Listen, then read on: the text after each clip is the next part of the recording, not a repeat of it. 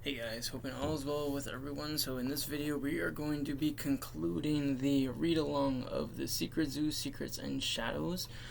Just to kind of recap what happened last time, Noah got in a really big confrontation with the Descenders because he kind of just lost it and just wanted to know the truth about everything involving the Descenders. And, he kind of called himself out, saying it was a mistake for him to go into the grottos. But the reason for him doing it is because he was trying to get information that this whole time the Descenders have just been keeping from him. So he kind of lost his cool. And at the end of that chapter, a Sasquatch grabbed him by the leg and kind of lunged himself over Noah and was pretty much gonna bring the end to his life. And then the Descenders kind of went under a metamorphosis, so to speak, and changed into like their animal abilities, and they took the life of the Sasquatch. And then at the end of the last chapter, after the kind of regathering of thoughts and conversation between the scouts and the Descenders, 4 more Sasquatches had shown up in the proximity of the area that they were at. So we're going to jump in today with chapter 44, and we're going to read the conclusion of the Secret Zoo, Secrets and Shadows. Chapter 44, The Descenders. When the Sasquatches closed to within 30 feet of the Descenders, Tamarin jumped forward and turned in a circle. His tail swung low to the ground and swept the first Sasquatch off its feet, slamming it to the ground and sending tremors to the earth. Tamarin's tail continued to swing, but the other Sasquatches jumped to avoid it.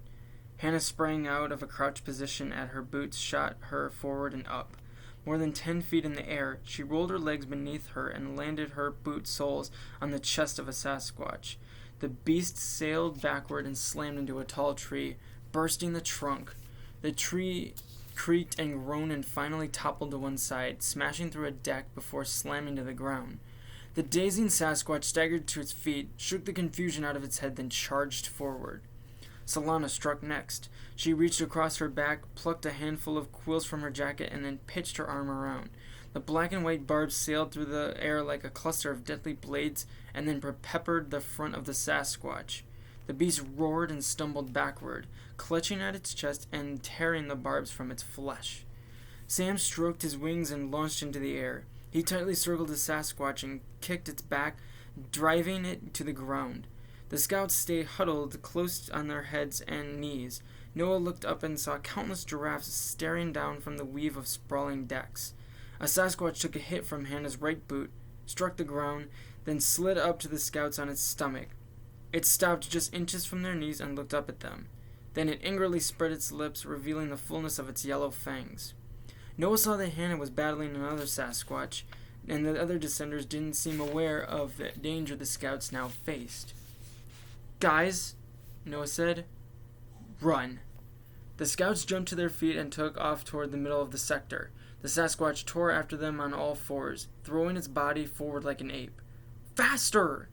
Noah called out.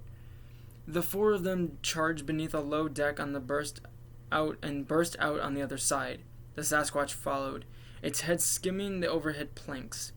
As the scouts made a sharp turn around a tree, Richie lost his balance and tumbled to the ground. Noah, being the only one to see what had happened, stopped and turned back for his friend. He wrapped his arms around Richie and hoisted him to his feet. "Go!" Noah said, snapping his arm toward the girls. As Richie took off, Noah stood his ground and faced the Sasquatch, which was less than 10 feet away. He had to lure it away from Richie, who was too slow and clumsy to escape it. The Sasquatch dove at Noah, who jumped aside, narrowly eluding the deadly points of its claws. They both struck the ground, rolled, then jumped to their feet. Then they turned and faced each other, less than 15 feet dividing them. "Hey, ugly," Noah said. The Sasquatch growled and peeled back its lips. It hunkered down low and rolled back its shoulders. Noah turned in the direction opposite his friends and ran. He ran as fast as he could. Chapter 45, The Chase. Noah turned left, then right. He jumped a bush and dodged a tree.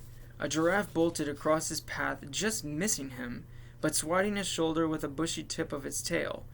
Noah looked back. The Sasquatch, on all fours, was closing in again. Noah neared the ivory-colored wall of the sector, which rose and disappeared behind the treetops in curling clusters of decks. Against the wall was a walkway. It began at the ground 30 feet to Noah's left, and like a spiral staircase, slowly ascended as it followed the wall. Noah realized he'd never be able to outrun the Sasquatch. His only hope was to outmaneuver it. He turned right and ran beside the walkway, which was at least 10 feet over his head. A giraffe suddenly ran up beside him and matched his pace. Because of its thin, almost indiscernible legs, its massive body seemed to hover. Surprisingly fast and nimble, the giraffe drifted over to within an arm's length of Noah and swiftly dropped its head in front of him. Noah knew what a giraffe wanted him to do. He just didn't know if he could do it. He sucked back a deep breath and readied himself. Then he reached out, grabbed onto the animal's knobby horns, and dove into the air, swinging one leg across the giraffe's tree-trunkish neck. The animal lifted its head and hoisted Noah 20 feet into the air. Bouncing around, Noah squeezed the horns and tightly wrapped his ankles in front of the giraffe. He glanced back. The Sasquatch was still slowly gaining ground. "He's catching up!" Noah hollered. The giraffe veered a few feet forward the wall and dipped its head to the edge of the deck. The wooden rails blurred past. The animal clearly wanted Noah to jump to the walkway. "Are you nuts?" Noah bellowed.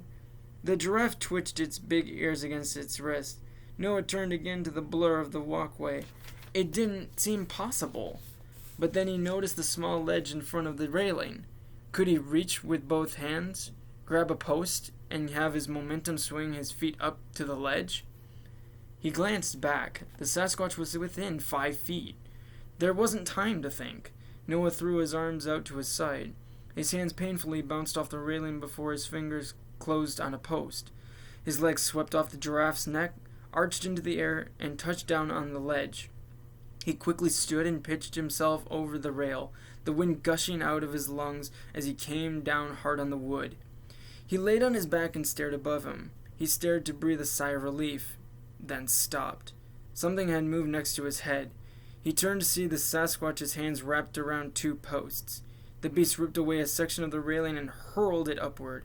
Then it jumped, and then top half of its body landed on the open floor.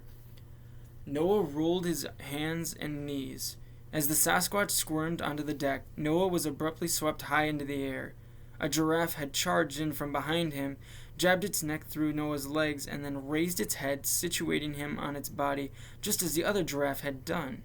Noah quickly grabbed its horns and wrapped his ankles together. The giraffe followed the walkway, which inclined steeply as it veered away from the building wall. Noah stared down and realized that it were at least 30 feet high. He saw the tops of the shorter trees and their splotches of color. Through them, he spotted the descenders battling the Sasquatches. Sam was sweeping through the air, and Terman was heaving his tail around, snapping branches. On the ground lay one Sasquatch, unconscious or dead. Noah looked back. The Sasquatch was closing in on him once again. 5 feet, 4 feet. It swiped its claws and just missed the giraffe's spotted rump. "Do something!" Noah called out. The giraffe swerved to the side of the walkway and, without breaking its stride, leaned its head out to where a web of ivy dangled. Noah grabbed on and allowed himself to be pulled into the air. He swung about 10 feet out, passed over another platform, and dropped down to it. He landed on his feet and took off running. Within seconds, the planks shook and a thud sounded behind him. He glanced back to see the Sasquatch still giving chase. The new deck was especially crowded with giraffes. They ran in all directions, occasionally bumping into one another. Noah avoided their long legs and shot beneath their bodies. As he dodged one giraffe, he tripped on its legs and crashed into a spot where 2 decks intersected. He rolled onto his back. The Sasquatch lunged at him, its mouth an open snarl, its claws ready to strike. But as the Sasquatch's arm came down, a giraffe charged in from the connecting walkway, swept its neck under the beast, and slung its massive body over the rail. The Sasquatch swiped at the nothingness of the air and then plummeted at least 40 feet to its certain death. The giraffe lowered its head and softly nudged Noah's side with its long, bony snout. Thanks, Noah said. The giraffe wriggled its ears and stared deeply into Noah's eyes. Then it raised its head and backed away, making room for him to stand. Noah hauled himself to his feet and said, "The other crossers. I need to help." The giraffe stared back, silent as ever. Then it retreated a few more steps, allowing space for Noah to run. Chapter 46. The Truth. As Noah returned to the descenders, he saw the other scouts. He fell into the arms of his friends, who hugged him all at the same time. "What happened to the Sasquatch?" Richie asked. "He's gone," was all Noah said. The scouts turned to the descenders, who defeated the other Sasquatches. The 4 teenagers looked completely surreal. Sam stepped close to Noah and stared at him. "We're descendants of the families that were murdered during the Sasquatch Rebellion." Though Noah had never heard of the Sasquatch Rebellion, he knew what Sam was referring to. When the scouts had met first with Mr. Darby, the old man had mentioned an organized attack by the Sasquatches on the secret society. The attack had killed hundreds of destroyed parts of the city of species. The Sasquatches that weren't killed in the battle were captured and imprisoned in a single sector, a sector that then slowly eroded into the Darklands. Mr. Darby had described the attack as the secret zoo's darkest moment. Sam continued, "We're part of the secret zoo's army. The secret society trusts us to keep them safe from any threat, inside or out." Megan said, "But there are only 4 of you." Sam shook his head. "There are many more." "What? How many more?" "Enough that we inhabit an entire sector, the sector of descent. We live and train there." Richie said, "But the others, we've never seen them." He paused to consider something. "Or have we?" "Look, they shouldn't matter to you because it's the 4 of us who are responsible for your training. Why? Because we're crossers. Our responsibility is the border of the Clarksville Zoo. The others safeguard the inside, the city of species and the other sectors." "But why not just tell us that? Why?" "I just told you. It's our job to keep the secret society safe from any threat, inside or out." "But you need..." "Enough! I need to get a hold of Darby and Red and have them scour this sector for Sasquatches." He turned to Hannah and said, "Get these kids out of here. If the cops are still in the Clarksville Zoo, hold them in the grottos until they're gone." With a nod of her head and a pop of her gum, Hannah waved her hands at the scouts and started to walk off. Noah noticed that her boots had returned to normal. The scouts trailed her closely, each of them stunned and confused by the events that just unfolded. You were right," Richie whispered to Noah so Hannah couldn't hear. "About the descenders." Noah nodded. "What about the grottos?" Megan whispered. "Did you get a good look at them?" "You could say that," Noah answered. "What did they?" "We'll talk about it later." Silence. As they walked, Noah turned to the sector. He searched its bright, colorful heights and thought about the secret zoo. He wondered about the descenders and the way they had changed into something else. He imagined Kavita, her magic that the Great Pyramid still fed into the darkness of the world. He pondered the grottos and the wild way they joined the exhibits and other places across the Clarksville Zoo. He thought about the Shadowist, a strange being stalking this world. Richie, apparently having the same thoughts as Noah, said, "This place is beyond amazing." "We haven't seen anything yet," Noah said. "Huh?" Richie asked. "What do you mean?" "Our adventure," Noah answered. "It's only begun." Noah ignored the curious stares of his friends. No one dared to speak. The scouts followed Hannah up the deck toward the gateway that would take them home. For now. Chapter 47. Charlie makes a decision. The scouts waited in the grottos for almost an hour until Hannah was able to confirm that the police had left.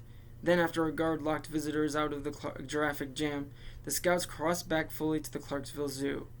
As the 4 friends walked to the exhibit of the zoo, keeping their heads down and their faces hidden, a man stepped out from his hiding place behind a concession stand.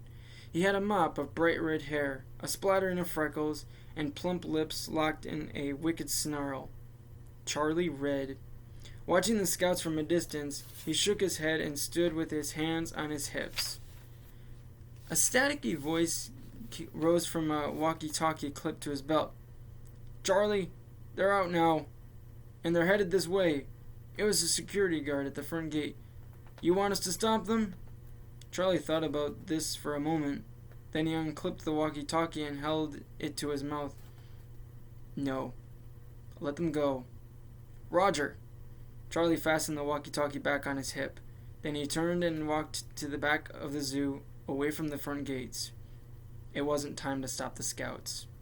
Not yet.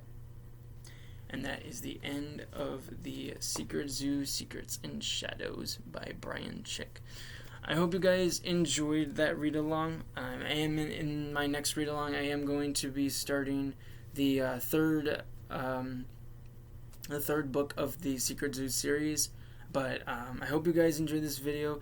If you do, think about it. Let me know who your favorite character is. I have actually quite a couple. Ella and Richie kind of take the top of my favorites for right now, but I think there was a lot of awesome things that happened in the very latter parts of this book. So I hope you guys enjoyed this read-along, and again, I'll be starting another read-along very soon.